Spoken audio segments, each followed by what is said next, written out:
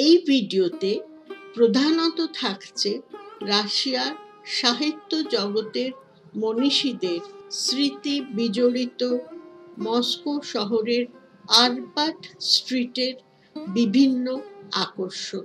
ইতিমধ্যে আমাদের অন্যান্য ভিডিওগুলিতে আমরা দেখিয়েছি মস্কোর রেড স্কোয়ার, দূরের ইসমাইলোভো ও মস্কোর গর্ব, ওখানকার বেশ কয়েকটি মেট্রো রেল স্টেশন ও তার ঐতিহাসিক গুরুত্ব। কবি, নাট্যকার ও ঔপন্যাসিক আলেকজান্ডার পুশকিনের অত্যন্ত সুন্দর একটি বাড়ি এই আরবাট স্ট্রিটেই আছে। এই বাড়িটির সামনেই রয়েছে আবার তাঁর এবং তাঁর স্ত্রীর খুব সুন্দর একটি মূর্তি। অবশ্য বাড়িটি এখন মিউজিয়াম, তবে ভেতরে অনেক কিছু যে আছে তা কিন্তু নয়। অনেকেই পুশকিনকে রাশিয়ার সর্বশ্রেষ্ঠ কবি এবং আধুনিক রুশ সাহিত্যিকের জনক হিসাবে আখ্যায়িত করে থাকে। আলেকজান্ডার পুশকিনের সময়কাল ছিল 1799 থেকে 1837 সাল পর্যন্ত। এবার বলি একজন আধুনিক যুগের সোভিয়েত গায়ক, গীতিকার এবং অভিনেতার কথা, ভিক্টর রবার্টোভিচ সোই। এই প্রতিভাবান শিল্পীর জীবনকাল ছিল অত্যন্ত সংক্ষিপ্ত। 1962 থেকে 1990 সাল পর্যন্ত জনপ্রিয় এই ব্যান্ড শিল্পীর স্মৃতিতে পুশকিনের এই বাড়িটির অনতিদূরে রয়েছে আধুনিক শিল্পীর কাজের বেশ কিছু নিদর্শন। সোই কিশোর থেকেই গান লিখতে শুরু করেছিলেন। জায়গাটিতে এই ধরনের গান বাজনার আয়োজন করা হয়, খাবার দাবারও পাওয়া যায়। এই জায়গাগুলি থেকে 1.5 কিলোমিটার দূরে প্রাগ রেস্টুরেন্ট। প্রাগ রেস্টুরেন্ট এখনো ধরে রেখেছে অন্যান্য শিল্পী সাহিত্যিকদের অনেক স্মৃতি। রেস্টুরেন্টটি বেশ বড় ও নানা কারণেই বিখ্যাত। চেখভ তার বিখ্যাত নাটক সিগালের উদ্বোধনী অনুষ্ঠান করেন এই প্রাগ রেস্টুরেন্টে। অ্যান্টন চেখভ ছিলেন জগৎ বিখ্যাত নাট্যকার ও ছোট গল্পকার। এনার জীবনকাল ছিল 1860 থেকে 1904 সাল পর্যন্ত।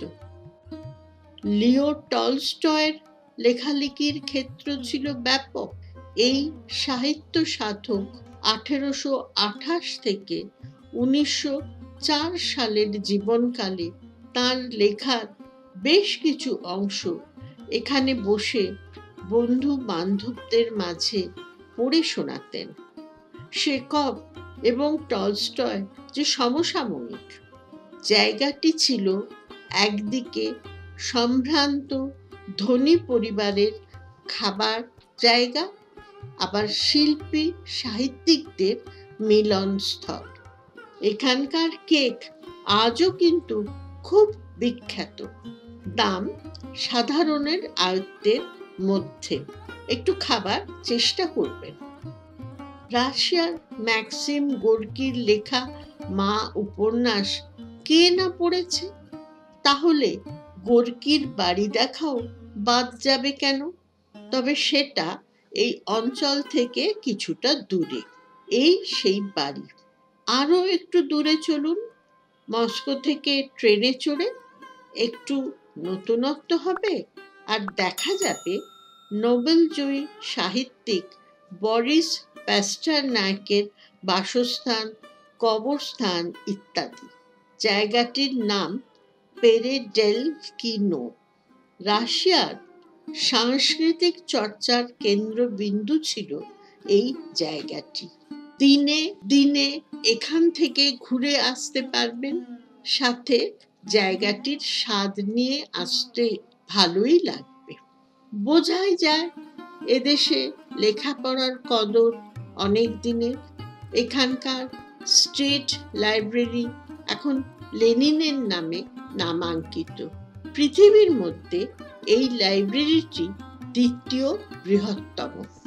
বিপ্লবের পরে পিছিয়ে থাকা দেশকে এগিয়ে নিতে এরা যে 7টি বিশ্ববিদ্যালয় ভবন তৈরি করেছিল তা তো দেখবার মতো। সাধারণভাবে বিশ্ববিদ্যালয়ে ঢুকতে দেবে না, বাইরে থেকে দেখেই তৃপ্ত থাকলাম। কাছেই আছে মস্কো শহরের অনেকটা দেখতে পাওয়া যায় সেরকম একটি ভিউ পয়েন্ট। আবার ফেরত আসি আরবার্ট স্ট্রিটে। রাশিয়ার কৃতি সন্তানদের জীবন আলেখ্য এইভাবে সাজানো রয়েছে আরবার্ট স্ট্রিটের রাস্তার মাঝখানে। পথ চলতে চলতে এগুলো চোখে পড়বেই। অনুরোধ রইল যতটুকু সম্ভব পড়ে দেখে নেবেন এইসব কৃতি সন্তানদের জীবন কাহিনী। জায়গাটি খুবই প্রাণবন্ত। রাস্তায় দেখতে পাবেন পথশিল্পীদের বিভিন্ন ধরনের কার্যকলাপমূলক অনুষ্ঠান। এখানেই পাবেন নতুন এবং পুরানো সব ধরনের বই। পছন্দের ইংরাজি বইও পেয়ে যেতে পারেন। আর পেয়ে যাবেন বিভিন্ন ধরনের গিফট শপ। এই দোকানগুলির জিনিসপত্র ইসমাইলোভর থেকে কিছুটা উন্নত ও ভিন্ন ধরনের। রাস্তার ধারেই রয়েছে বসে খাওয়ার বিভিন্ন ধরনের পথক খাবার। আর একটু এগিয়ে দেখতে পেলাম আশপাশের রেস্টুরেন্টের থেকে একদমই অন্যভাবে সাজানো ঝকঝকে একটি রেস্টুরেন্ট। বাইরে থেকে দেখে বুঝলাম বেশ বড় একটি কলসির আকৃতির মতো করে রাখা বস্তুটির মধ্য দিয়ে রেস্টুরেন্টের ঢোকার রাস্তা। বেশ মজা পেলাম। ওখানকার স্থানীয়রা জানালো এখানে অত্যন্ত সুস্বাদু জর্জিয়া দেশের আসল খাবার পাওয়া যায়। আমরা অবশ্য একটু এগিয়ে অন্য একটি আজারবাইজানের রেস্টুরেন্টে পোলাও, কাবাব ইত্যাদি খেয়েছিলাম। খাবারগুলি একেবারেই ভুলবার নয়। মস্কো ঘোরার আনন্দ আর ওখানকার খাবারের স্বাদ আপনারাও নিয়ে আসুন। বিরাট এই মস্কো শহরে কত কিছু যে দেখার আছে তা কে ঠিক করবে?